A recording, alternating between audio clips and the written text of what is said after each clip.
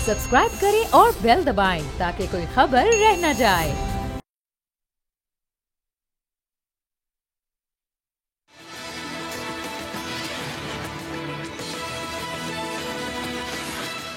अस्सलाम वालेकुम। प्रोग्राम अब बात होगी के साथ मैं हूं महाविश निसार। नाजरीन, मुल्क में सियासी हलचल तो जैसे ही इंतखाबी तारीख का ऐलान हुआ वैसे ही शुरू हो गई है और हर रोज सियासतदान अपनी जमात की इंतखाबी और तशहीरी मुहिम चलाने के लिए दूसरे सियासतदानों पर इल्जामात की बारिश कर रहे हैं। और हर रोज सियासतदान अपनी जमात की इंतखाबी और तशहीरी मुहिम चलाने के लिए दूसरे सियासतदानों पर इल्जामात की बारिश कर रहे हैं। एक जमात पर लाडला होने के नारे लगाए जाते हैं तो दूसरी सियासी जमात लेवल प्लेइंग फील्ड का मुतालबा करती हुई हमें दिखाई देती है। लेकिन इस सारे सियासी और इंतखाबी माहौल में चेयरमैन पीपल्स पार्टी बिलावल भुट्टो जरदारी को लेवल प्लेइंग फील्ड पर भी एतराजात हैं।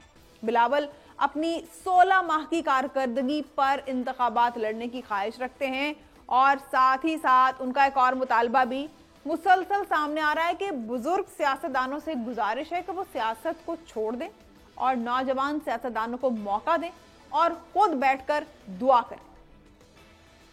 सियासत और पुराने सियासतदानों को घर बिठाना पड़ेगा। उनको अब वक्त आ गया है कि आप जरा रेस्ट करें, रेस्ट।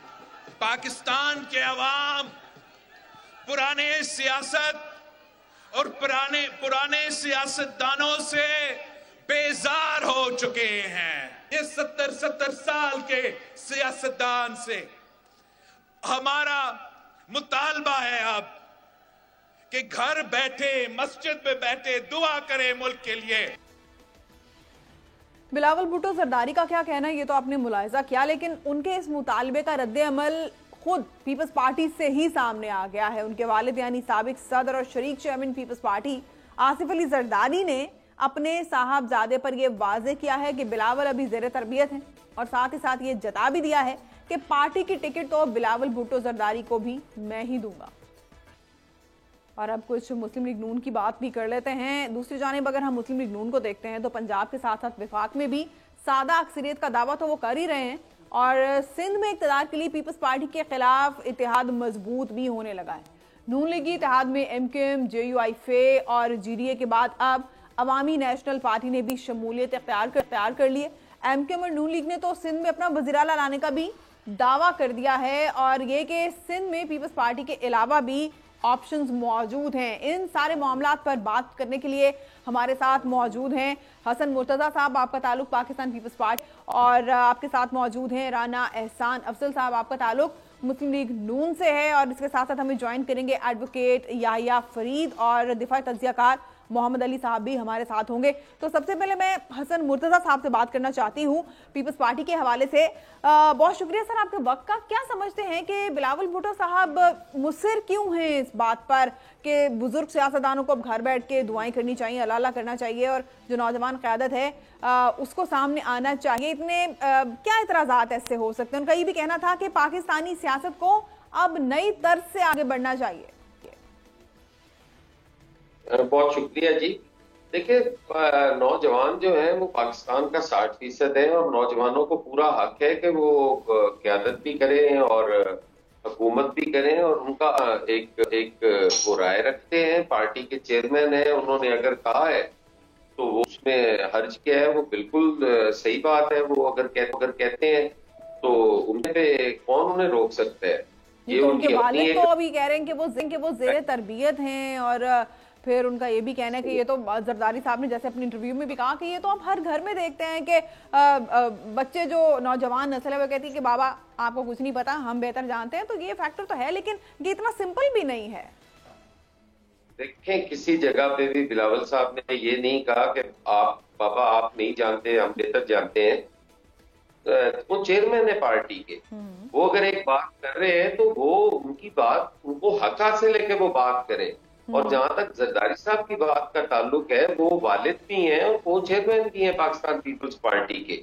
वो उन्हें आज भी बिलावल भुट्टो साहब वही बच्चा नजर आते हैं और आने भी चाहिए। एक वालिद को जो प्यार और मोहब्बत और जो शफकत है वो किसी और को हो नहीं सकती। वो उन्हें वो इख्तियार रखते हैं कि वो सब कुछ कहे। लेकिन उसके साथ साथ उन्होंने ये भी कहा कि मेरे से ज्यादा ग्रेजुएट है, उस पर किसी ने तवज्जो नहीं दी, उस चीज को किसी ने नहीं देखा उन्होंने कि कहा कि एक वो बाप मुझसे जो ज्यादा है, एजुकेटेड हैं, मुझसे ज्यादा टैलेंटेड हैं, लेकिन तजुर्बा है, उन्होंने ये कहा।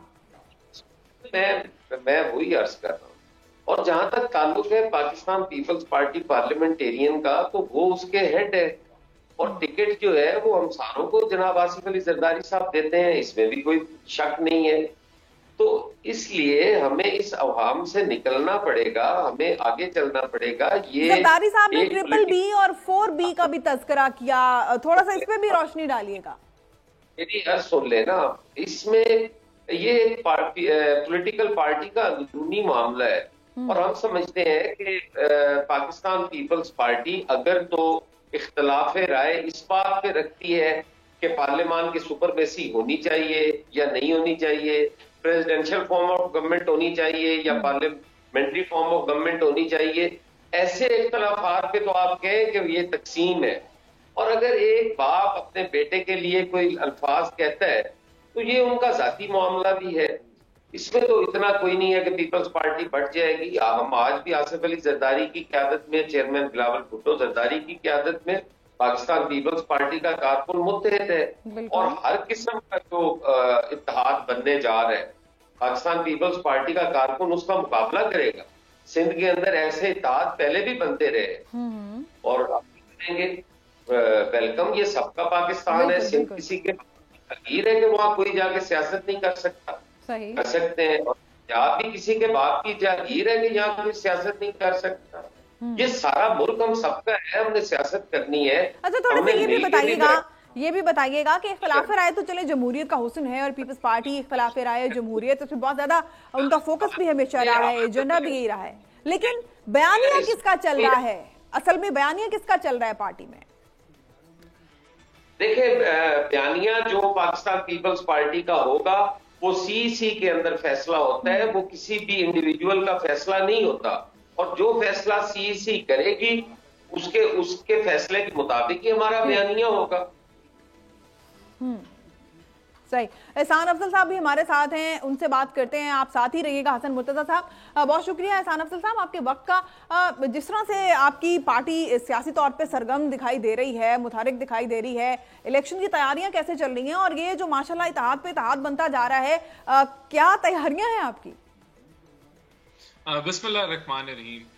देखिए, PMLN की एक नेशनल इलेक्शन स्ट्रेटजी है और वो ये है कि जो मुल्की मसाइल हैं माशी तौर पे और जो एक आम आदमी को महंगाई के मसाइल हैं, सिक्योरिटी के इश्यूज हैं, उनको कोई भी जमात जो है वो अकेले अगर चाहे भी तो इन मसाइल का हल नहीं निकाल सकती और मिलके काम करने की जरूरत है। और इसी बेसिस के ऊपर हमारी ये सोच है कि हमने जो पार्टीज डेफिनेटली हमारे साथ एक डायरेक्ट मुकाबले में नहीं है वजारत उज़्मा की सीट के लिए, उनके साथ अलायंसेस बनाए जाएं मुल्की एजेंडे के ऊपर और उनके साथ मिलके काम किया जाए। तो इसलिए आप देख रही हैं कि सिंध हो, बलोचिस्तान हो, KPK हो, हमारी कोशिश है कि हम इन जमातों को साथ लेके चलें ताकि कंसेंसस पैदा हो नेशनल एजेंडा के ऊपर के कैसे इश्यूज को जो है वो रिजॉल्व करना है और हम आगे बढ़े और ये म्यूचुअली बेनिफिशियल हो। सीट एडजस्टमेंट वही होती है जहां म्यूचुअली बेनिफिट हो दोनों जमातों को। तो हम इसी तरह की कोलैबोरेशन ढूंढ रहे हैं और वो हमें मिल रही है अल्हम्दुलिल्लाह कामयाबी से। ये पहला मरहला है और फिर दूसरे मरहले के अंदर हम एक पब्लिक कैंपेन जिनको आप जलसाज भी कहते हैं वो लॉन्च होगी पूरे पाकिस्तान के अंदर, हर सूबे में, हर डिवीजन और डिस्ट्रिक्ट के अंदर। तो ये हमारी इलेक्शन की स्ट्रेटेजी है जो हम आगे लेके जो है वो बढ़ रहे हैं। सही। क्या समझते हैं आप, जिस तरह से कि ये दावा भी किया जा रहा है आपकी जमात की जानिब से और MKM की जानिब से कि इस बार पीपल्स पार्टी से वज़ीर आला नहीं होगा, जो वज़ीर आला होगा वो आप की पार्टी की तरफ से भी हो सकता है या फिर जिस तरह एक कोलिशन बनाने का भी हम देख रहे हैं इन फ्यूचर, जिस तरफ मामला जाते हुए दिखाई दे रहे हैं? देखिए, बिल्कुल, क्योंकि सिंध में और भी जमातें हैं जिनके साथ अलायंसेस जो हैं और इलेक्टोरल अलायंसेस की बातचीत चल रही है, तो अगर वो सारे इकट्ठे एक प्लेटफॉर्म पे इलेक्शन लड़ें तो मेरे ख्याल से पीपल्स पार्टी को डेफिनेटली एक टफ टाइम मिलेगा। लेकिन हमारा ये मकसद नहीं है कि हम एक जमात को टफ टाइम दें, हमारा तो ये मकसद है कि हम अपनी हुकूमत कायम कर सके। और हर पॉलिटिकल पार्टी आती ही मैदान में इसलिए कि वो अपनी हुकूमत कायम कर सके, खुद कर ले या मिलके कर ले या अलायंसेस फॉर्म करके कर ले। तो डेफिनेटली देखें, अब हमारी कोशिश होगी कि बलूचिस्तान में PMLN की हुकूमत हो, KPK में हो, सिंध में अलायंस के साथ हो, वफाक में हो, और हम इसी काविश के लिए इलेक्शन का यही मकसद है और हर जमात की कोशिश होती है कि वो अपनी गवर्नमेंट फॉर्म करे। तो हमारी ये बिल्कुल ख्वाहिश है। अच्छा, एक और चीज आपसे जानना चाहेंगे, 18वीं तरमीम में तब्दीली के लिहाज से आपकी पार्टी अभी तो इनकारी है, लेकिन अगर आप इक्तदार में आते हैं तो क्या फिर 18वीं तरमीम में हम किसी किस्म की कोई छेड़छाड़ देखेंगे, कोई इसमें तब्दीली, कोई चेंजेस या तरमीम की जाएंगी? देखिए, 18वीं तरमीम की बात जो उड़ी, मैं भी मंशूर कमेटी का हिस्सा हूँ, वहां ऐसी कोई बात नहीं हुई थी कि 18वीं तरमीम को हम तब्दील करें। जो 18वीं तरमीम की जो रूह है वो devolution of power to the provinces है वफाक से। उस रूह के तहत जो 18वीं तरमीम की थी वो ये था कि वही पावर्स डिवॉल्व होनी है लोकल बॉडीज में। तो महज हमारा फोकस इस पे होगा कि लोकल बॉडीज को जो है वो devolution of power with financial authority हो, जिसके अंदर रुकावट ना आए, कंटिन्यूटी के साथ हो। तो ये बहस थी। तो मैं समझता हूं कि अगर हमें मौका मिला तो हम इस चीज पे फोकस करेंगे कि जो 18वीं तरमीम की रूह थी डेवोल्यूशन ऑफ पावर, उसको हम ग्रास रूट लेवल तक लेके जाएं और फाइनेंशियल ऑटोनॉमी दे सके, सही, डिपेंडेंस उनकी खत्म करें। सही सही सही। हसन मुर्तज़ा साहब, आप क्या समझते हैं, जिस तरह से कि MQM है, दीगर सियासी जमातें हैं, वो 18वीं तरमीम के हवाले से बहुत कंसर्न हैं, अपने कंसर्न्स भी शो करे हैं और उन्हें तहफ़्फ़ुज़ात भी हैं अगर इसमें 18वीं तरमीम में कोई तब्दीली की जाती है। पीपल्स पार्टी का, आपकी पार्टी का इस पर क्या मौक़िफ़ है? देखिए, Pakistan peoples party 18th amendment के साथ खड़ी है। हमने वो 18th अमेंडमेंट की थी। 18th अमेंडमेंट के जरिए हमने आइन बहाल किया था, NSC अवार्ड किया था, सूबों को शनाख्त दी थी, डेवोल्यूशन ऑफ पावर की थी। हम समझते हैं कि वो मुल्क के वफाक को मजबूत करने के लिए जरूरी है और हकीकी जमहूरियत जो है वो 18वीं तरमीम के जरिए ही हुई। तो हम तो उसके साथ खड़े हैं और हम किसी भी अमेंडमेंट का न हिस्सा बनेंगे न साथ देंगे। हम तो उसको रोकने की भरपूर कोशिश करेंगे। और हम समझते हैं कि आज के ये जो इत्तेहाद बन रहे हैं या बनवाए जा रहे हैं या उनकी जो भी सियासी हैसियत है वो इसी बुनियाद पे है कि 18th अमेंडमेंट हम कामयाबी के बाद खत्म करेंगे। लेकिन इंशाअल्लाह ताला ऐसी नौबत नहीं आएगी। पीपल्स पार्टी का आखिरी कारकुन तक जो है वो 18th अमेंडमेंट को बचाने के लिए कोशिश करेगा। दूसरा, मैं आपसे भी जानना चाहूंगी हसन मुर्तज़ा साहब के इलेक्शंस को लेकर, इंतखाबात को लेकर पीपल्स पार्टी की तैयारियां कैसी चल रही हैं? दूसरी जमातों में तो हम देख रहे हैं, हम नून लीग को ही देख लें, इत्तेहाद पे इत्तेहाद बन रहे हैं MQM के साथ भी, और आपकी पार्टी अभी हमें इस तरह की सरगर्मियों में या इतनी एक्टिव दिखाई नहीं दे रही। इसकी क्या वजह है? पीपल्स पार्टी को इत्तेहाद अभी तक क्यों नहीं बना रही? देखिए, मैंने पहले भी अर्ज किया है कि पाकिस्तान पीपल्स पार्टी जो है वो कोई भी इंतखाबी इत्तेहाद आज तक उसकी तारीख देख लें उसने नहीं किया, किसी इत्तेहाद का हिस्सा नहीं बने। इलेक्शन जो है वो अपने सिंबल पे लड़ते हैं और सीट एडजस्टमेंट हो जाती है कई लोगों के साथ, किसी जगह पे जहाँ जरूरी हो समझे वहां पे हो जाती है। इसके अलावा पाकिस्तान पीपल्स पार्टी अपना एक नजरियाती जमात है। इस मुल्क में वाहिद एक लेफ्ट की नजरियाती जमात है पाकिस्तान पीपल्स पार्टी। वो किस तरह किसी के साथ इंतखाबी इत्तेहाद कर सकती है? हमारे मैनिफेस्टो नहीं मिलते, हमारे नजरियात नहीं मिलते, तो हम इत्तेहाद तो नहीं कर सकते। हाँ, पार्लिमानी सियासत के अंदर जो इत्तेहाद, पार्लिमानी इत्तेहाद बनते हैं वो पीपल्स पार्टी हमेशा बनाती है और तमाम सियासी जमातें जो उसका हिस्सा होती हैं वो कंफर्टेबल भी होती हैं। इसलिए हम कोई ऐसा इत्तेहाद जो है वो इंतखाब से पहले नहीं बना सकते, क्योंकि हमारा इंतखाबी इत्तेहाद जो है वो हमारी रिवायत नहीं रही। रिवायत तो नहीं रही, लेकिन जिस तरह से कि आपकी पार्टी के खिलाफ इत्तेहाद बनते चले जा रहे हैं, तो आपको नहीं लगा कि थोड़ा सा लेफ्ट अलोन हो जाएगा? बनी हमारी पार्टी के खिलाफ पैट्रियट बनाई गई, हमारी पार्टी के खिलाफ नेशनल पीपल्स पार्टी बनाई गई, हमारी पार्टी के खिलाफ उसामा फंडिंग हुई। ये सारा कुछ पाकिस्तान पीपल्स पार्टी के खिलाफ होता रहा है। असगर खान केस खोलकर देख लें, आपको सारे इत्तेहादों की हकीकत और हैसियत मालूम हो जाएगी। तो हमेशा से पीपल्स पार्टी के खिलाफ होता रहा है। पीपल्स पार्टी इन इत्तेहादों से खायफ नहीं हो सकती। इंशाल्लाह इलेक्शन लड़ेंगे और पार्लियामान में अपनी जो हमारी आवाज होगी वो सारी दुनिया देखेगी। सही। अच्छा राना अफजल साहब, आप क्या समझते हैं, लेवल प्लेइंग फील्ड का भी बड़ा शोर है और हम देखते हैं कि जो पॉलिटिकल पार्टीज हैं, कभी किसी पार्टी के खिलाफ ये शोर उठता है दीगर पार्टियों की जानिब से कि भाई ये लाडले हैं, फिर आजकल भी ये शोर बहुत ज्यादा है, कुछ इशारे आपकी पार्टी की तरफ भी हैं कि ये लाडले हैं, तो आप मुतमईन हैं लेवल प्लेइंग फील्ड से? देखिए, लेवल प्लेइंग फील्ड के इल्जामात तो बिलावल भुट्टो लगा रहे थे। जी। जरदारी साहब जो हैं उन्होंने तो बड़ा क्लियर कट बयान दिया कि उनको वो पूरे तमाद है कि फ्री फेयर ट्रांसपेरेंट इलेक्शन होने जा रहे हैं और उन्होंने पूरा कॉन्फिडेंस का इजहार किया इलेक्शन कमीशन ऑफ पाकिस्तान के ऊपर। ठीक है। इसी तरह ये पंजाब में शिकायतें थी कि मोहसिन नकवी साहब और उनकी जो कैबिनेट है वो कोई सलूक अच्छा नहीं कर रही या बराबर नहीं कर रही पीपल्स पार्टी और PMLN के दरमियान में। वो भी जरदारी साहब ने क्लियर कर दिया कि कोई ऐसी बात नहीं है और जो लोग ऐसी बात करते हैं उनको नहीं पता कुछ।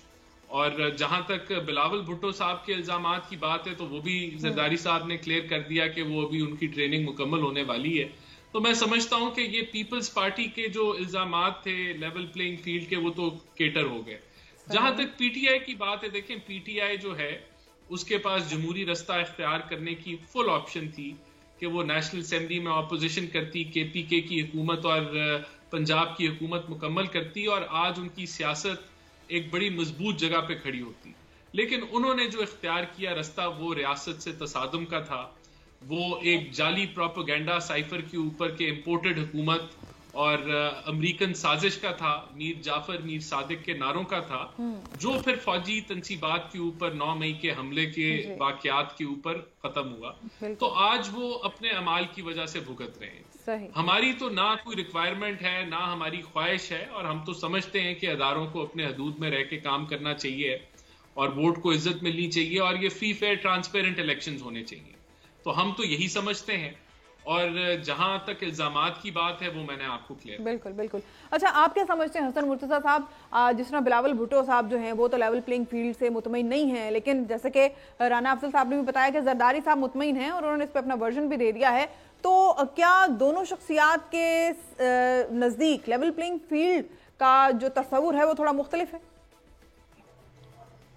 देखें जी, आसिफ अली जरदारी साहब का जो बयान था और जो चेयरमैन साहब की लेवल प्लेइंग फील्ड का मुतालबा था, मेरे ख्याल में वो हमारा मुतालबा इलेक्शन कमीशन से था। और जब PML की स्पोक्स पर्सन बन के जवाब देती है तो वो ही इस चीज का सबूत है कि लेवल प्लेइंग फील्ड का मुतालबा दुरुस्त है। गुजारिश सिर्फ इतनी है कि मैं, राना साहब मेरे लिए बड़े काबिल एहतराम है, इनके वालिद साहब के साथ भी बड़ा अच्छा ताल्लुक रहा, पार्लियामान के अंदर भी हम बड़ा अच्छा टाइम गुजरा। तो गुजारिश सिर्फ इतनी है कि इन बयानात से मजे लेने की बजाय हमें सबक सीखना चाहिए कि हमने सियासत अब किस डगर पे करनी है। अगर यही बात मैं मजे ले लेके कहूँ कि हर 10 साल के बाद आप 10 साल के लिए रिफ्रेशर कोर्स करने जाते हैं तो हमारी अंडर ट्रेनिंग वाला जो जवाब होगा आपका, उस पे आपको ज्यादा अच्छा हसन मुर्तज़ा साहब, ये भी मुझे बताइएगा कि ये जो बुजुर्ग सियासतदान हैं उनकी लेवल प्लेइंग फील्ड मुख्तलिफ है नौजवान सियासतदानों से, कोई ऐसा फर्क है? उन्होंने कोई रिफ्रेशर कोर्स नहीं किया कि वो कोई रिफ्रेशर कोर्स बाहर से करके आएंगे और फिर हुकूमत बनाएंगे। तो मेरा ख्याल है कि ये हम ना जमहूरियत की खिदमत कर रहे हैं ना इस मुल्क की खिदमत कर रहे हैं। पॉइंट स्कोरिंग किसी और जगह पे हो जाए, ये पीपल्स पार्टी का अंदरूनी मामला है और बेहतर अंदाज में हल हो जाए। सही। मेरा सवाल अभी भी वहीं पर है हसन साहब के, क्या बुजुर्ग सियासतदानों की लेवल प्लेइंग फील्ड मुख्तलिफ है और नौजवान सियासतदानों की लेवल प्लेइंग मुख्तलिफ है? यकीनन मुख्तलिफ है जी। आप बिलावल साहब ठीक कह रहे हैं। ये कौम जो है ये बच्चा बच्चा जानता है कि लेवल प्लेइंग फील्ड नहीं है और आने वाले जो इलेक्शंस हैं वो तो शफाफ होंगे या नहीं होंगे, शायद जरदारी साहब का जो विजन है वो इतना जल्दी समझ नहीं आता, शायद शफाफ वो देख रहे हो। आज के जो प्री पोल रिगिंग है वो उससे तो किसी की कोई आंखें जो है मैं नहीं समझता कि बंद करके कोई बैठा है कि उसको समझ नहीं आ रही। हर चीज सारों के सामने है कि किस तरीके से रिलीफ मिल रहे हैं, किस तरीके से जब दायमी वारंट जारी हो जाए उसके बाद कौन सा तुक बनता है, कौन सा कानून कहता है कि उस शख्स को आप अबूरी जमानत दे दें। उसने सरेंडर करना है, जेल जाना है, उसको तब रिलीफ की कोई उम्मीद होनी चाहिए। जहां पर आप एयरपोर्ट पे उतरते हैं, आपके बायोमेट्रिक्स हो रहे हैं, आपके सारा कुछ हो रहा है, और फिर आप लेवल पे ये पूछते हैं। अभी हम राना अफजल साहब से पूछते हैं, हमारे साथ ही मौजूद है। अच्छा राना अफजल साहब, जो क्वेश्चंस या पॉइंट्स रेज किए हैं हसन मुर्तजा साहब ने, उन्होंने कहा कि नून लीग हर 10 साल के बाद रिफ्रेशर कोर्सेज करके आती है, लेवल प्लेइंग फील्ड पे स्पोक्स पर्सन बन के जवाब देती है, और जो वो कह रहे हैं कि प्रोटोकॉल मिलते हैं, वही लाडला वाली बात। तो इस पर आपका क्या पॉइंट? देखिए, जब कोई हमारे से सवाल पूछता है तो हम उसका जवाब देते हैं। हम खुद तो बयानबाजी नहीं करते, तो सवाल पूछा जाता है तो हम जवाब देते हैं। बाकी मेरे लिए हसन मुर्तजा साहब सीनियर भी हैं, मोहतरम भी हैं, लेकिन ये गुस्सा मेरे पे निकाल रहे हैं। वो बात जरदारी साहब ने की थी कि वो अंडर ट्रेनिंग है, मैं समझता हूं कि उनको नहीं करनी चाहिए थी, क्योंकि इससे वो बिलावल भुट्टो साहब जितनी वो मेहनत कर रहे हैं, जलसा कर रहे हैं, तो वो उस बात से नुकसान पहुंचा, मैं समझता हूँ पीपल्स पार्टी को। और एक इख्तलाफ की कोई हवा जो है वो लगा कि जिस तरह वो एग्जिस्ट करती है, बल्कि मैं तो इस हद तक कहूंगा कि मैं मुजम्मत करूंगा जरदारी साहब के इस बयान की। वो काफी ट्रेंड है बिलावल भुट्टो साहब, और बड़ा अच्छा काम करते हैं, और वो ठीक कहते हैं। देखें, यूथ जो है वो 70% आबादी का हिस्सा है, और इसी वजह से मियां नवाज शरीफ जो है उनका भी ये पॉइंट ऑफ व्यू है कि हमने सूबाई टिकटें और नेशनल असेंबली की टिकटें एक बड़ी तादाद में हमने जो यूथ नौजवानों को हमने देनी है, और इंशाल्लाह कैबिनेट का हिस्सा भी बनाना है। जहां तक देखें इल्जामात की बात है, तो मैं अब इसमें क्या मैं ऐड ऑन कर सकता हूं। जरदारी साहब ने तो पंजाब केयर टेकर की हद तक भी चीजें क्लियर कर दी कि वहां भी कोई ऐसी शिकायत नहीं है। आज भी मोहसिन नकवी साहब उनके बेटों की तरह हैं, और जब उनको कोई चीज पॉइंट आउट की जाती है तो वो रिस्पॉन्स देते हैं। और उन्होंने कहा कि जो लोग ये बातें करते हैं कि वहां मसाइल है, उनको कुछ नहीं पता। तो अब मैं इससे बढ़ के अब मैं क्या कह सकता हूं कि कोई यानी कि लेवल प्लेइंग फील्ड नहीं है, जब उन्होंने खुद ही क्लियर कर दिया कि उनको एतमाद है ईसीपी के ऊपर और फ्री फेयर ट्रांसपेरेंट इलेक्शन होने जा रहे हैं। अब इनकी आपस में अगर लीडरशिप का कोई अंडरस्टैंडिंग का फुकदान है, तो वो पहले डिसाइड कर लें कि कौन सा वाला बयानिया है कि है लेवल प्लेइंग फील्ड या नहीं है, तो फिर हम उसको जरूर रिस्पॉन्ड करेंगे। हम तो वोट को इज्जत दो के साथ खड़े हैं, और हम तो समझते हैं, मैं फिर रिपीट कर रहा हूं, ये बात रिपीट कर रहा हूं मैं, कि अदारों को अपनी हदूद में रहना चाहिए, और ये बड़ा जरूरी है कि फ्री फेयर ट्रांसपेरेंट इलेक्शन हो। तो हमारी तो जब ये ख्वाहिश भी नहीं है और हम चाहते हैं कि लेवल प्लेइंग फील्ड हो और फ्री फेयर ट्रांसपेरेंट इलेक्शन हो, तो फिर ये हमारे पे इल्जामात लगाने जो ऑलरेडी आपस में इख्तलाफात हो, तो फिर वो मैं अब उसका क्या जवाब। अच्छा हसन अफजल साहब, आप मंशूर कमेटी का हिस्सा हैं, क्या मंशूर लेकर आ रही है मुस्लिम लीग नून इस बार इंतखाबात में, और इसका बाकायदा ऐलान कब तक हो जाएगा, और ऐसा क्या है कि इस बार जो अवाम है उनका रग़बत जो है या उनका जो वजन है वो नून लीग के पलड़े में हो? देखिए, सबसे पहले तो हमें इस चीज का इदराक है कि मुल्क एक बदतरीन माशी सूरत हाल से और बदतरीन महंगाई है। तो महंगाई हमारा नंबर 1 टारगेट होगा इस मंशूर के अंदर। फिर उसके बाद ये कोई जादू की छड़ी नहीं है जो चलाई जाएगी और मईशत ठीक हो जाएगी। इसके लिए हमें एक स्ट्रक्चरल रिफॉर्म्स का प्रोग्राम पहले दिन से लॉन्च करना होगा, और वो आपके टैक्स स्ट्रक्चर में भी होगा, वो आपके एक्सपेंडिचर्स को कंट्रोल करने में भी होगा, जिसमें आप सब्सिडीज को, पेंशन्स को दोबारा से रीथिंक करेंगे। आपके डेवलपमेंट प्रोजेक्ट्स जो हैं वो इस तर्ज के होने चाहिए हैं कि जो इंपोर्ट सब्स्टिट्यूशन और एक्सपोर्ट ओरिएंटेड इंडस्ट्री को सपोर्ट करें।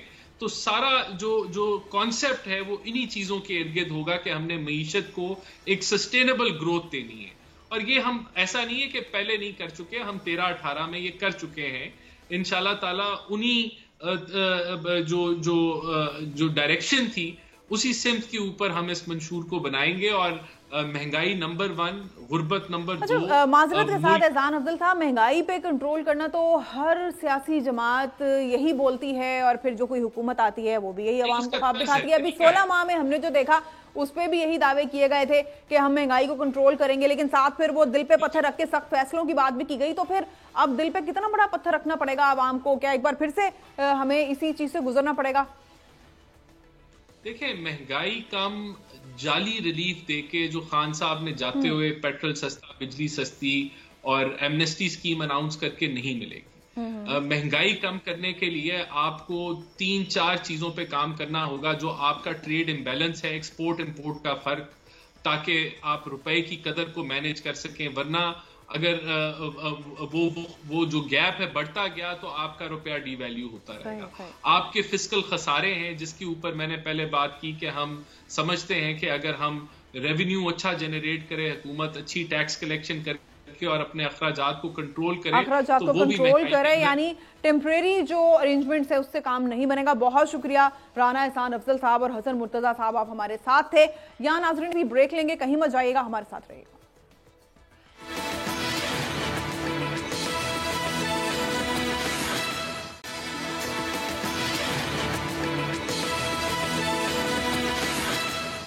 अब बात होगी में खुशामदीद। नाज़रीन, पाक फौज के 2 रिटायर्ड अफसरान मेजर आदिल फारूक राजा और कैप्टन हैदर रजा मेहदी को फराइज की अंजामदही और जासूसी से मुतालिक ऑफिशियल सीक्रेट एक्ट 1923 की दफात की खिलाफ वर्जी और रियासत के तहफ़्फ़ुज़ और मुफादात के मुनाफी काम करने पर सजा सुना दी गई है। और अदालत ने 7 और 9 अक्टूबर 2023 को दोनों अफराद को अदालती अमल के जरिए मुजरिम भी करार दिया।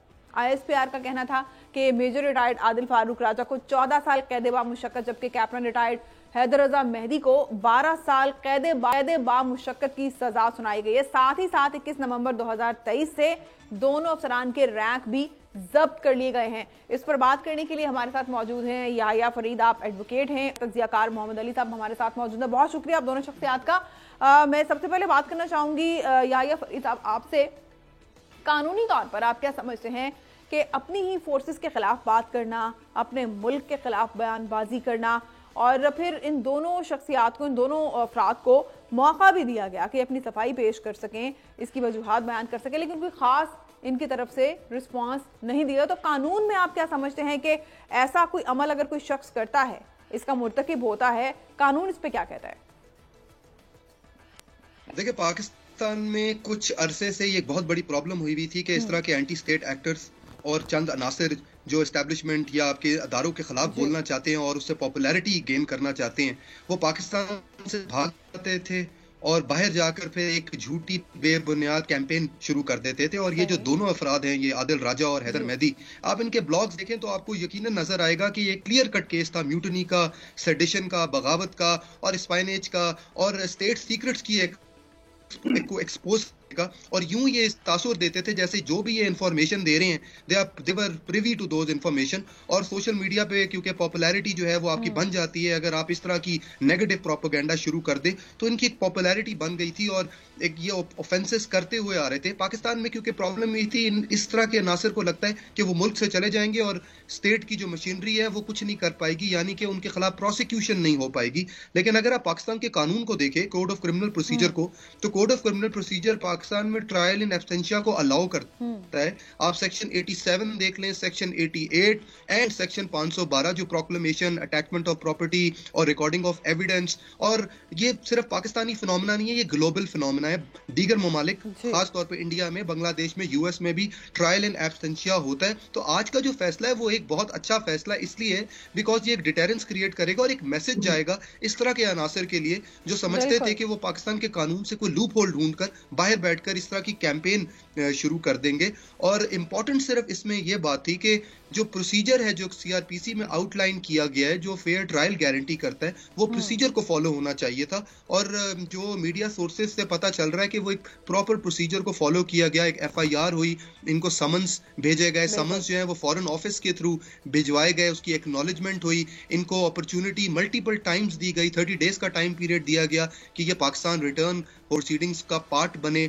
और इनको फिर एक स्टेट काउंसिल इनके लिए कर दिया गया, एक डिफेंस काउंसिल जिसको कहते हैं। तो जितने भी कानूनी और आईनी तौर तरीके और जो सेफ गार्ड्स हैं वो सारे के सारे पूरे करके फिर ये कन्विक्शन हुई। अब ये दोनों जो मुल्जमान हैं ये चाहें तो ये पाकिस्तान आ सकते हैं, सरेंडर कर सकते हैं और अपील कर सकते हैं अपनी कन्विक्शन के खिलाफ। और जो Pakistani government on the other hand है वो अंडर द एक्स्ट्रेडिशन लॉ पाकिस्तान का, वो यूके को एक एक्स्ट्रेडिशन की रिक्वेस्ट भेज सकता है। पाकिस्तान का यूके के साथ एक्स्ट्रेडिशन का वैसे तो ट्रीटी नहीं है, लेकिन स्पेशल इंसिडेंट्स के अंदर एक स्पेशल रिक्वेस्ट भेजी जा सकती है। और ये जो दोनों अफराद हैं अब ये कन्विक्टेड पर्सन्स हैं और जो इनके खिलाफ जो ऑफेंसेस हैं वो भी हीनियस ऑफेंसेस हैं। म्यूटनी और सेडिशन ये यूके के अंदर भी और अमेरिका के अंदर भी हीनियस ऑफेंसेस माने जाते हैं। तो गवर्नमेंट का जो रिक्वेस्ट होगी एक्स्ट्रेडिशन की वो भी अब पावरफुल होगी। यूके की गवर्नमेंट को उस एक्स्ट्रेडिशन को देखना पड़ेगा। अंडर ट्रायल प्रिजनर्स का दूसरा मसला होता है, अंडर ट्रायल प्रिजनर्स जो होते हैं उसमें ये यूके और यूएस की जो गवर्नमेंट्स है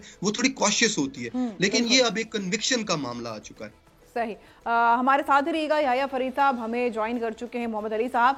मोहम्मद अली साहब, आप क्या समझते हैं, माजी में भी ये खबरें सामने आती रही हैं कि ये अफराद दूसरे ममालिक की एजेंसीज के साथ मिलकर भी पाकिस्तान के खिलाफ साजिशें करते रहे हैं, तो आप क्या समझते हैं कि मुल्क की सालमियत, मुल्क की सलामती को ये अमल कितना नुकसान पहुंचा सकता है, और इस फैसले को जो अब इनके बारे में लिया गया है आप किस नजर से देखते हैं? बहुत शुक्रिया जी। मैं समझता हूँ कि ये कौमी सलामती के हवाले से एक बहुत अहम फैसला है, क्योंकि जो बयानियां इन्होंने मुल्क से बाहर पाकिस्तान और पाकिस्तान की अफवाज के खिलाफ मुरतब करने की कोशिश की वो कौमी सलामती के हवाले से बहुत अहमियत रखता है। और 4 मामलात इसमें मैं आपके सामने रखना चाहता हूँ, उसके जो 4 अहम तरीन पहलू हैं। पहला पहलू इसका ये है कि जो इनका बयानिया था पिछले 2 साल में डेली वीलॉग के जरिए से, वो बुनियादी तौर पे पाकिस्तान के जो सोशल कॉन्ट्रैक्ट है, यानी कि रियासत और अवाम के दरमियान नफरत उभारना, गलतफहमी पैदा करना और रियासत के ऊपर अवाम जो है उसके एतमाद को ठेस पहुंचाना, ये सबसे बड़ा मामला है। दूसरा जो पहलू है वो खुसूसी तौर पे फौज के अंदर बगावत को उभारना, म्यूटनी की कोशिश करना। और तीसरा पहलू ये था कि फौज की क़यादत और अहम तरीन और आला तरीन अफसरान की टारगेटेड यानी कि उनकी एक असैसिनेशन की कोशिश करना, उनकी किरदार कुशी की कोशिश करना, और उनके ऊपर जो एतमाद है लोअर रैंक्स का उसको नुकसान पहुंचाना। और जो चौथा पहलू था वो ये था कि एक ऐसे टाइम पे जबकि पाकिस्तान की अफवाज आप जानती हैं कि वो दहशतगर्दी के खिलाफ सफारा हैं, उस वक्त उनके बयानिए को भी तक़वियत देना। और आखिरी बात ये कि 9 मई के जो वाकयात थे उस दिन खुसूसी तौर पे ये दोनों अफराद रियल टाइम गाइडेंस और इंकरेजमेंट और इंसाइटेशन प्रोवाइड कर रहे थे उन जत्थों को कि जनाब आप GHQ पहुंचे, आप जिना हाउस पहुंचे और आप फौरी तौर पे वहां पे हमला आवर हुए। तो ये इश्ताल अंगेज एजेंडा जो है हमारे दुश्मनों के लिए मैं समझता हूँ वो बहुत बड़े एसेट साबित हो रहे थे और हमारे कौमी सलामती के मफादात को भरपूर अंदाज सलसल पिछले 2 साल से डायरेक्ट उसके खिलाफ सफारा भी थे, उस पर हमला आवर भी थे। तो ये जो सजाएं उनको दी गई हैं, मैं समझता हूं कि इसकी अहमियत कौमी सलामती के लिए 3 एतबार से बहुत ज्यादा है। पहली बात ये कि इससे एक मैसेज तमाम उन लोगों को जाएगा जो कि मीडिया की आजादी को दुश्मन के एजेंडे के लिए या पाकिस्तान की रियासत के खिलाफ इस्तेमाल करने की कोशिश करते हैं या अफवाज के दरमियान उनमें गलतफहमी पैदा करने की कोशिश करते हैं या रियासत और अवाम के दरमियान नफरत को पैदा करने की कोशिश करते हैं। सही। अच्छा, आप क्या समझते हैं मोहम्मद अली साहब, ये तो सिर्फ ये 2 लोग हैं जो सामने आए, हाईलाइट हो गए, ऐसे तो फिर कई लोग हैं जो सोशल मीडिया प्लेटफॉर्म्स को इस्तेमाल कर रहे हैं पाकिस्तान के खिलाफ बोलने के लिए या हमारे फोर्सेस के खिलाफ बोलने के लिए, हर्जा सराई कर रहे हैं, एक बयानिया डेवलप करने की कोशिश कर रहे हैं लोगों को। ये तो like it's like to play with mind of people कि अवाम के जहन से खेलने वाली बात है ये। तो उनके खिलाफ कैसे फिर कार्रवाई होगी? जी बिल्कुल। देखिए, अभी आज 2023 में जो दुनिया में जो मौजूदा अंदाजे जंग है वो हाइब्रिड वॉरफेयर या 5th जनरेशन वॉरफेयर जिसको कहा जाता है, उसमें सबसे इंपॉर्टेंट डोमेन जो है ना वो इंफॉर्मेशन की डोमेन है, जिसमें आप का दुश्मन कोशिश ये करता है कि आपकी अवाम और आपकी फौज के ऊपर बिल्कुल जो उनके दरमियान ट्रस्ट का रिश्ता है वो खत्म कर दिया जाए। तो फिर तो अवाम जब फौज के साथ ही खड़ी नहीं होगी तो वो दहशतगर्दी के खिलाफ कैसे कुर्बानियां देगी, वो कैसे सरहदों का जो है वो दिफा करेगी, उसके मोराल को भी कम किया जाए, उसको अपनी क़यादत के खिलाफ जो है एतमाद में भी कमी लाई जाए। ये नजरियाती और इंफॉर्मेशन की डोमेन में एक बहुत इंपॉर्टेंट जंगी हरबा होता है। और चूंकि ये हमारे दुश्मनों के हाथ में खेल रहे थे, मैं समझता हूं कि अब इनको एक मिसाल बनाया जाएगा ताकि और लोग जो कि गुमराह हैं या इस तरह की हरकत में मुलविस हैं उनको भी एक पैगाम जाए। दूसरी बात ये कि फौज को ये पैगाम जाए कि फौज अपने मफादात का, अपने डिसिप्लिन का, अपने मोराल का दिफा करेगी। और तीसरी बात यह कि अगर उसके सफ़ों में भी कोई काली भेड़े हैं जो रिटायर्ड अफसरान पर मुश्तमिल हैं तो उनके खिलाफ भी करार वाकई सजा दी जाएगी, ताकि जो अवाम और आलमी बरादरी को भी ये मैसेज जाए कि फौज जो है वो कोई अकरबा परवरी नहीं करती, वो मुल्क दुश्मन और फौज के खिलाफ और मुफादात के खिलाफ काम करने वाले अफराद के खिलाफ कार्रवाई करती है। बिल्कुल। अच्छा याया फरीद, आप क्या समझते हैं, जिस तरह से इलेक्ट्रॉनिक मीडिया के लिए, प्रिंट मीडिया के लिए लॉज हैं, उनका एक ज़ाब्ता अखलाक है, SOPs हैं, इसी तरह आप नहीं समझते कि इसके सोशल मीडिया के लिए भी होने चाहिए? क्योंकि बहुत से लोग जो इस तरह की हरकतों में मुलविस हैं और इस तरह का बयानिया बनाने की कोशिश कर रहे हैं, वो सिर्फ आज़ादी इज़हार राय के नाम पर बच निकलते हैं और हम उनका कुछ बिगाड़ ही नहीं पाते और वो मुसलसल इन प्लेटफॉर्म्स को यूज़ कर रहे हैं। देखिए, पाकिस्तान में ऑलरेडी कानून हैं जो इस तरह की सोशल मीडिया के ऊपर जो बेबुनियाद झूठे और एंटी स्टेट और एंटी आर्मी जो कमेंट्स पास करते हैं उनको प्रोसिक्यूट किया जा सकता है। आपका पीका जो है वो उस पर लगता है और FIA उसको प्रोसिक्यूट करती है। प्रॉब्लम ये हुआ था कि ये मुल्क से भाग जाते थे और मुल्क से भागकर इनको लगता था इनको कोई प्रीमियम मिल गया कि अब तो इनके ऊपर जो कानून तो लगेगा नहीं क्योंकि ये पाकिस्तान में है नहीं और ना इनके खिलाफ ट्रायल हो सकेगा, तो फिर ये बाहर बैठ के जो है इस कैंपेन को चलाते रहते थे। लेकिन पाकिस्तान में जैसे मैंने पहले कहा कि ट्रायल इन एब्सेंशिया बिल्कुल परमिसिबल है और ये सिर्फ पाकिस्तान में नहीं बल्कि दुनिया की जितने भी ममालिक, एस्टैब्लिश डेमोक्रेसीज इंक्लूडेड, वहां पे भी है। इंडिया में आप चले जाए तो दाऊद इब्राहिम का उन्होंने ट्रायल इन एब्सेंशिया किया और हमारा कानून इसके ऊपर क्लियर है। अगर आपको याद हो तो मुशर्रफ के केस के अंदर सुप्रीम कोर्ट की ऑब्जर्वेशंस आई थी कि अगर तो कोर्ट की कोई विलफुल डिफॉल्ट नहीं है, कोर्ट की नेग्लिजेंस नहीं है और मुल्जमान जो है वो अपने वो प्रोसीडिंग्स को जानते हैं कि उनके खिलाफ हो रही है लेकिन फिर भी उसका पार्ट नहीं बनना चाहते, तो उससे मुल्जमान को फायदा नहीं होना चाहिए। यानी कि उनको कोई प्रीमियम नहीं मिलना चाहिए कि वो इस लूप होल को देखकर फिर बाहर बैठ के जो मर्जी करें। तो आज की जो कार्रवाई है उससे ये बात तो साबित हुई कि हमारा कानून जो है वो केटर करता है इस तरह के भगौड़ों के लिए जो मुल्क से भाग जाते हैं और फिर भागकर वहां पे जो मर्जी दिल करता है वो कहते रहते हैं। आप ये जो आदिल राजा जो ये इनका जो नाम है, ये जो यूके में भागे हुए हैं, आप इनके कभी ब्लॉग्स देखें ये एक बड़ी ये इस तरीके से पेश करते हैं बात को जैसे ये कुछ सेंसिटिव इंफॉर्मेशन अपने साथ लेकर गए हैं। तो वहां पे बैठ के जो मर्जी झूठ आता है ये बोलते रहते हैं, ना उसकी कुछ सेंस होती है। तो आज के फैसले से इस तरह की जो अनासिर है उनको ये मैसेज जाएगा कि पाकिस्तान गवर्नमेंट और Pakistan judicial system is strong enough to prosecute against you. और ये नहीं है कि आप यूके में बैठ गए और उसके बाद आपने तमाशा वहां पे लगा दिए। तो it's a very positive development और ये दोनों साहब जो हैं ये चाहें तो पाकिस्तान वापस आ जाएं और ये सरेंडर कर दे अदालतों के सामने और अपील फाइल कर दे। इनको अपील का पूरा राइट है और आपका कानून अपील का इनको राइट देता है और ये अपील कर दे। लेकिन ये आएंगे नहीं, ये पाकिस्तान हुकूमत इनको एक्सट्रेडिशन से बुलाएगी क्योंकि इनको पता है जब ये आएंगे तो इनका सारा झूठ सामने आ जाएगा। सही। अच्छा मोहम्मद अली साहब, आपसे मैं ये भी बात करना चाहूंगी कि इन लोगों के खिलाफ जो हमें एज अ फेस दिखाई देते हैं अपने अपने अकाउंट्स पर, सोशल मीडिया प्लेटफॉर्म्स पर, इनके खिलाफ तो कार्रवाई इन दोनों से चले आगाज हो गया, लेकिन उन लोगों को बेनकाब करना भी बहुत जरूरी है, उनके खिलाफ एक्शन लेना भी बहुत जरूरी है जो इन्हें इस्तेमाल करके आम आदमी तक अपना एजेंडा पहुंचाते हैं। क्योंकि ये सिर्फ दो लोग नहीं हैं, ये तो एक नेक्सस है। आखिर इन्हें भी ये सारी इंस्ट्रक्शंस कहीं से आती हैं और इनके चेहरे इस्तेमाल होते हैं और आम आदमी तक इस एजेंडे को पहुंचाते हैं। देखिए, बिल्कुल आपने सही कहा और इसमें जो तीन यानी कि मुल्क दुश्मन और क्रिमिनल एलिमेंट्स का जो नेक्सस है वो सामने लाना बहुत जरूरी है मीडिया के तवस्सुत से। आदिल राजा साहब का जो बैकग्राउंड है वो बड़ा दिलचस्प है क्योंकि जाहिर बात है वो फौज में उनका ज्यादा दिल नहीं लगा और वो ज्यादा आगे तक नहीं जा सके, इसीलिए उन्होंने बहुत जल्द फौज को खैर बात कह दिया। वरना आप जानती हैं गुस्सा निकाल रहे हैं।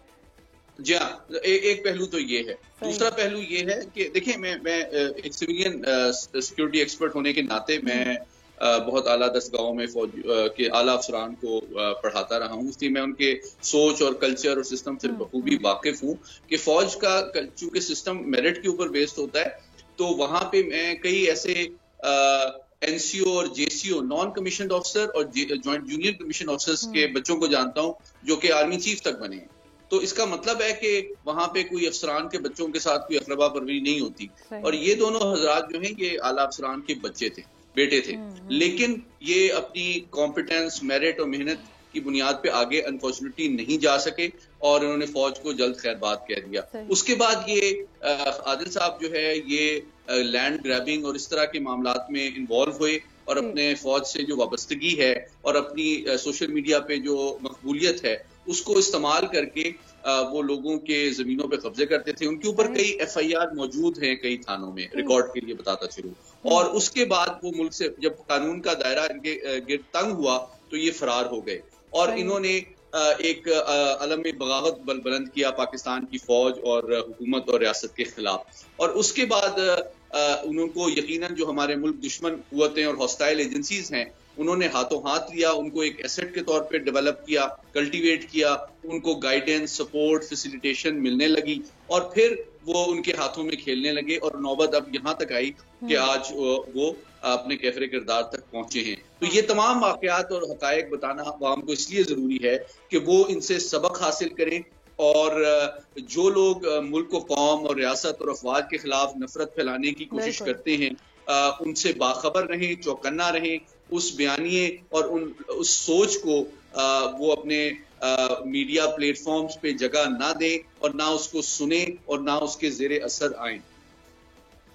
सही। अच्छा मोहम्मद अली साहब, एक और चीज़ जो मैं आपसे डिस्कस करना चाहूँगी कि ये दोनों अफराद और इस तरह के और बहुत से लोग जो कि इस तरह की सरगर्मियों में मुलविस हैं, उनका ये कहना है कि जी पाकिस्तान में इदारों में खुद एहतसाबी नहीं होती और ख़ासकर पाक फौज में तो खुद एहतसाबी नहीं होती क्योंकि वहाँ पे जैसे कि आपने कहा कि बड़े अफसरान के बच्चे तो उन्हें केटर किया जाता है। लेकिन अभी जो इसी मिसाल को आप ले लें कि ये एक आला मिसाल कायम हो गई है रिसेंटली कि खुद एहतसाबी पाक फौज में की जाती है और बिल्कुल खुलम खुला तरीके से मेरिट पर फैसले लिए जाते हैं। तो ये एक बहुत बड़ी मिसाल कायम हो गई वंस अगेन। जी बिल्कुल, बल्कि मैं आपके तवस्सुत से बताना चाहता हूं कि इससे पहले भी मीडिया में के तवस्सुत से कि कई मिसालें आला अफसरान के हवाले से भी कायम हो चुकी हैं। इन्होंने तो क्योंकि खुल्लम खुल्ला सोशल मीडिया के जरिए फौज के अंदर बगावत फैलाने की कोशिश की थी, ये एक अलग पहलू है, लेकिन करप्शन का ताल्लुक है या एस्पियोनाज का ताल्लुक है तो कई आला अफसरान को बहुत सख्त सजाएं मिल चुकी हैं। एक ब्रिगेडियर साहब को इस पे सजाए मौत भी हो चुकी है, कई लेफ्टिनेंट जनरल्स को डाउनग्रेड भी किया गया है और उनको फैसिलिटीज से महरूम भी किया गया है। तो मामला ये है कि फौज से जो लोग मुंसलिक हैं वो इस बात को बखूबी जानते हैं कि उनके ऊपर एक बहुत कड़ी निगाह रखी जाती है। तो और जो लोग करप्शन में इन्वॉल्व हों या गैर जिम्मेदाराना रवैये का मुजाहरा करें तो न सिर्फ उनके खिलाफ तादीबी कार्रवाई की जाती है बल्कि उनको करार वाकई सजा भी मिलती है। तो ये अफसोसनाक बात है कि इन लोगों ने इनको ये गलत फहमी थी कि ये मुल्क से भाग के मुल्क के बाहर से बैठ के सोशल मीडिया के जरिए से न सिर्फ पाकिस्तान के अवाम को फौज के हवाले से बददिल करेंगे और अवाम और फौज की सफ़ों के अंदर इंतशार फैला करने की कोशिश करेंगे और उनको बगावत पे उभारने की कोशिश करेंगे और उनकी ये साजिश कामयाब होगी। लेकिन मैं समझता हूँ आपके तवस्सुत से, मीडिया के तवस्सुत से और हमारे जो जिम्मेदार और मुहिब्बे वतन एंकर पर्सन्स और प्रोफेशनल जर्नलिस्ट हैं उनके तवस्सुत से ये हकायक अवाम को बताना इसलिए जरूरी है कि देखिए मीडिया का काम इन्फॉर्म करना है, जो हकायक हैं वो उनको सामने लाना है, ना कि वो एक मुल्क दुश्मन प्रोपेगेंडे का एक जरिया बने जिसके जरिए से हम 5th जनरेशन वॉरफेयर या हाइब्रिड वॉरफेयर का वसीला बन के मुल्क के अंदर ही हम इंतशार और बेयकीनी पैदा करने की कोशिश करें और फौज और अवाम के दरमियान गलतफहमियां और नफरत पैदा करने की कोशिश करें। ये बहुत इंपॉर्टेंट हमारी कौमी और मजमूई और इखलाकी और कानूनी जिम्मेदारी है। अच्छा यार, लास्ट में मैं आपसे पूछना चाहूंगी कि आप जिस शख्स का जैसे अभी आदिल राजा की बात उन्होंने की कि उनके तो लैंड ग्रैबिंग के ऑलरेडी केसेस मौजूद हैं, उन पे FIRs मौजूद हैं, तो ऐसा शख्स तो वैसे भी वतन वापस नहीं आना चाहेगा। उसे पता है कि अभी तो इस केस में उसको अदालतों का सामना करना पड़ेगा, पुराने केसेस भी खुल जाएंगे। आपसे जो सजेशन हम चाह रहे हैं वो ये कि कानूनी तौर पर आप क्या समझते हैं कि वो लोग जो इन एक्टिविटीज में, ऐसी क्रिमिनल एक्टिविटीज में मुलविस हैं, लार्जर स्केल पर उनके खिलाफ किस तरह से कदम उठाया जाए कि वो इस्टेब्लिश होने से पहले कानून की गिरफ्त में आ जाएं? देखिए, मैं मोहम्मद अली साहब की बात के साथ बिल्कुल एग्री करता हूं और उसमें ऐड ऑन करना चाहूंगा कि ये जो पाकिस्तानी गवर्नमेंट और आपके जितने दीगर अदारे हैं, ये उनके ऊपर भी ये रिस्पॉन्सिबिलिटी आती है कि वो भी जो है वो अपना 100% दे to prosecute such individuals, to stop this kind of offences जो सोशल मीडिया पे हो जाते हैं और जो झूठी और बेबुनियाद कैंपेन्स चल जाती हैं। इसमें मेरे ख्याल में फेडरल गवर्नमेंट को के ऊपर बड़ा इंपॉर्टेंट है कि वो ये दो इंडिविजुअल्स हैं, इनके खिलाफ एक्सट्रेडिशन की रिक्वेस्ट यूके को परसू करें और इन दोनों को पाकिस्तान लेकर आया जाए और इनको अपील का भी हक दिया जाए, लेकिन मेरिट के ऊपर इनको सजाएं भी दी जाए। क्योंकि देखिए, क्रिमिनल लॉ का जो बेसिक कॉन्सेप्ट है वो है कि आपने सजा देनी है, सजा ही डिटेरेंस क्रिएट करता है। और प्रॉब्लम ये हो रही थी कि इस तरह के लोगों के खिलाफ आपके आम अदालतें जो हैं वो सजाएं भी नहीं दे पा रहे थे और ये मुल्क से भी बाहर चले जाते थे और बाकी जो अदारे हैं हुकूमत के वो एक्सट्रेडिशन नहीं करवा पा रही थी और उसकी वजह से इनको लगता था जैसे इनको प्रीमियम मिल गया है और इनको एक लूप होल और एक सेफ पैसेज मिल गया है कि यूके, यूएस, कनाडा या इंडिया में बैठकर हमारे अदारों के खिलाफ जो है वो बेबुनियाद इल्जामात की एक पूरी की पूरी किताब लिख दें। तो मेरे ख्याल में आज के तरह के फैसले जो हैं वो पाकिस्तान में एक बेहतर प्रेसिडेंट सेट करेंगे। अब इम्पोर्टेंट ये है कि गवर्नमेंट ऑफ पाकिस्तान इन दोनों मुल्जमान के खिलाफ एक्सट्रेडिशन फाइल करे और डिप्लोमेटिक चैनल्स के थ्रू एक्सट्रेडिशंस को एक्सपेडाइट किया जाए ताकि इनको पाकिस्तान वापस लेकर आए और इनको सख्त से सख्त सजाएं मिले और ये एक डिटेरेंस क्रिएट हो और ये एक एग्जाम्पल सेट हो बाकी लोगों के लिए जो सोशल मीडिया पे झूठ बोलते हैं। कानून आपके मौजूद हैं,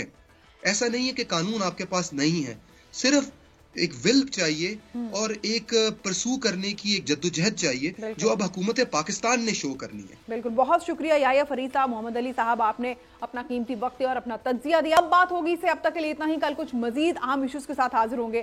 खुदा हाफिज।